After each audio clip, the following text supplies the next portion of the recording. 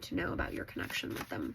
What do you need to know about your connection with them? You are currently in separation from them.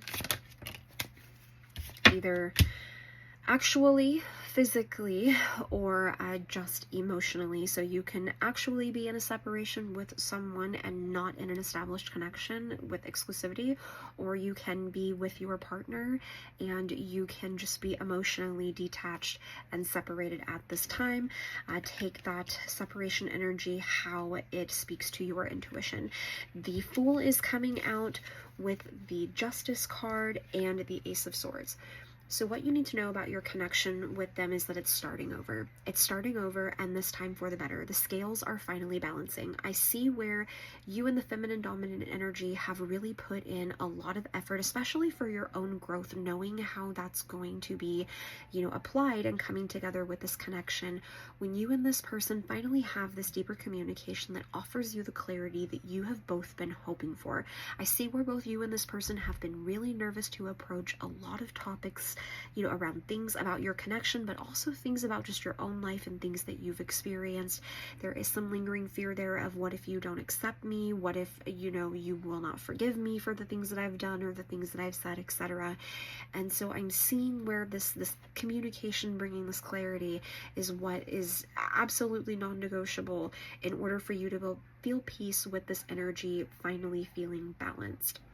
So this new beginning with this person, I see is not necessarily being a leap of faith, but being more of a calculated sort of journey. In a positive way, I say calculated, because I see where both you and this person are really taking your time to know, okay, if we're taking a step, we're going to make sure that at least if we step off this cliff, we're going to step over a little to the left, because you see there's a ledge there that, we can go to that ledge and then go to the next one and we won't fall and break our neck. So I'm just seeing where you and this person are taking things a little bit more seriously in your connection and how the two of you move forward, especially coming out of times where things have been turbulent. Let's get a little bit more. The masculine dominant energy in this connection has not been making the feminine energy feel very wanted. I am seeing here with the King of Wands coming out that this masculine dominant energy and the connection is ready to step into this King energy. It's been very Knight of Wands. If that comes out, I wouldn't be surprised. Where it's a lot of impulsive, not really as intentional, and I'm seeing where that's really affected the feminine dominant energy, being uncertain just how long the scales were going to be unbalanced, that she was going to continue to put the effort and peace and the sense of mental clarity and understanding, the peace of mind into this connection. And when this masculine energy was really going to step up and start taking the actions that showed her that, no, I want you, I want this connection, I know I'm saying things and I'm doing things and I'm not having much serious, genuine follow through, and there are times that I'm not even really thinking of you. I have grown. And I do want to show you that, and I hope that you will allow me to do so, is where I see this masculine dominant energy being at when it comes to taking action. Now, I do see the feminine dominant energy feeling a little hesitant and nervous for this. It's the, oh, wait, you're trying to start this. You know what happened last time, and the time before that, and the time before that, and the time before that. Yeah, I'm just going to cross my fingers because I really do hope for the best for us, for me, and for you.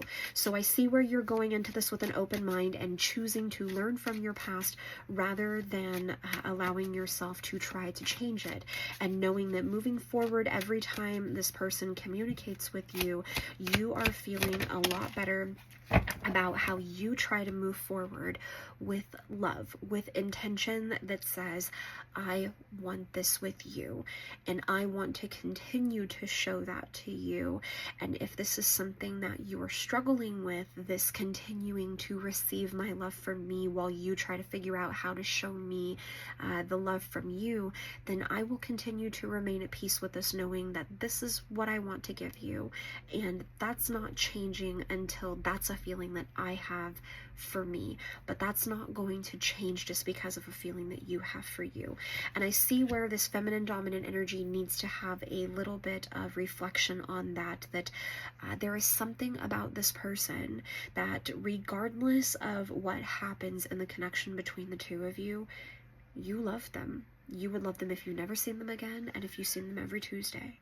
And I see where that's a feeling that it's hard to really hold sometimes when this person is in a place that they are clearly, having a lot of lack of communication and accountability and action to continue to tell yourself, I'm holding on to these feelings for this person, and I have no idea why.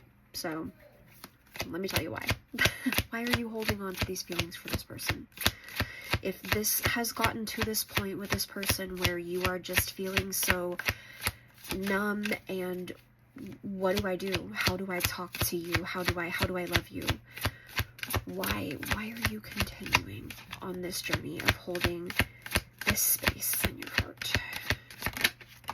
I'm seeing the time that you have invested into this person and into this connection being very significant, because it has so much to do with the quality of that time that you have shared with them, the way that they make you feel, the love that they have to offer you, the feelings that when they are showing them, when they are using their words, when they are taking the actions, when they are keeping things balanced between the two of you, you feel the genuine love and intentions that they have for you and your connection, and it's unlike anything that you've ever experienced before. So it's one of those times when you say, what else could go wrong?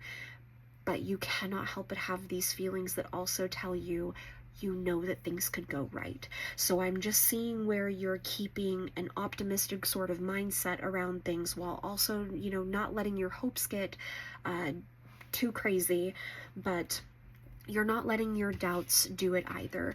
You are very loyal to this person. You are the type of person that you probably do something like me and you wear your Van socks even though they have holes in them because they're your favorite canoodle socks, and until they die, that kind of loyalty. And so I see where you are just at this place of peace that, again, you love them if you never see them again, and you love them if you see them every Tuesday. But one thing is for sure in the middle of all of that, you can have these feelings for this person. You can have the hope that you can have the commitment together and feel the confidence and the loyalty and devotion that the two of you have for each other, while still continuing to love your life, be who you are, and continue to grow regardless of where things are with this person.